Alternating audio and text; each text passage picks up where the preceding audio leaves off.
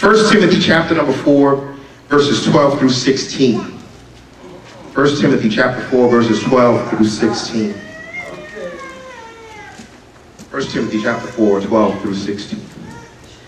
I'm going to read from the King James Version.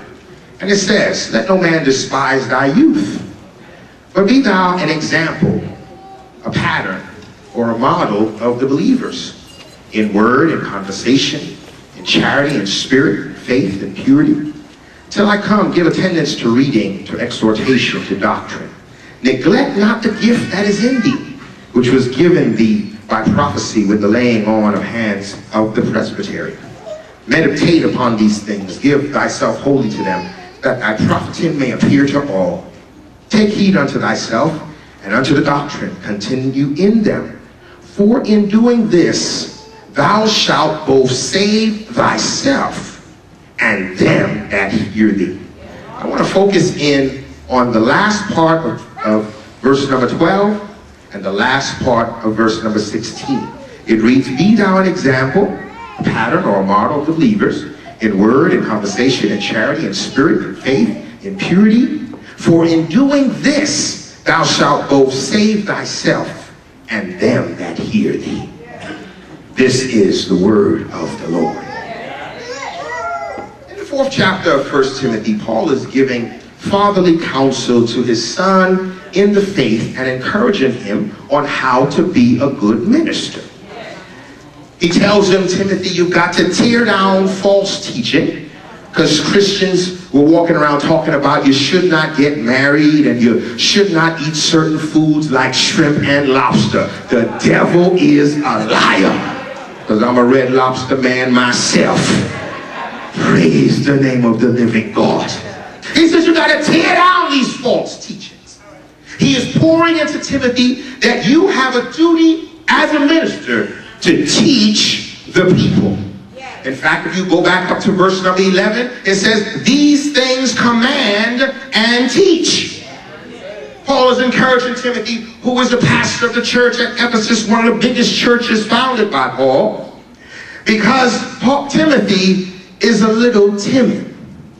He's a little intimidated. And the reason is found in the first part of verse number 12. It says, "Let no man despise thy youth." The word despise, the Greek word is kataphronio. It's a combination of two Greek words. The Greek word kata and the next word phronio. Kata means to tear down or pull down. Phronio means an opinion of or a mindset. So Paul is saying, Timothy, let no one have a downward opinion of you. Let nobody put you down in their mind. Don't let it bother you, Timothy. Don't let it bother you that they're looking down on you just because you are young. Now, when I was growing up, man, our youth group, man, we drill this. Let no man despise thy youth. See, some commentators say that Timothy was in his 20s. Others say he was in his 30s. All agree that he was under 40. And see, in Jewish culture, you really were not eligible for any leadership position until you were 40. So now when they come to the church at Ephesus and they see this young man in his 20s or in his 30s, they don't respect him because this is just a youth. He's not even a full-grown man. Yes, you're a man at bar mitzvah, but you know you were youth until you get to 40. But Paul is saying, I don't care about your age, because God has called you and gifted you to lead the people even though you have not met the age requirements. He says, Timothy, do not hold back your gifts. We got your back.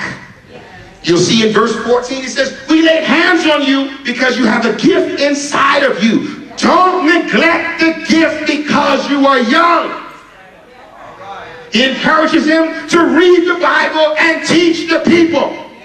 Read the word and teach the people, Timothy.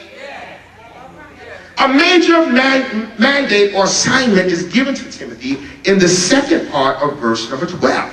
Now, when I was growing up as a youngster, we always focused on that first part. Do not let no man despise thy youth. But the main message of verse 12 is that second part. But be thou An example. The Greek word there for example is typos or tupos, whichever you want. You make it fit, you can keep that. It means to be a pattern or a model.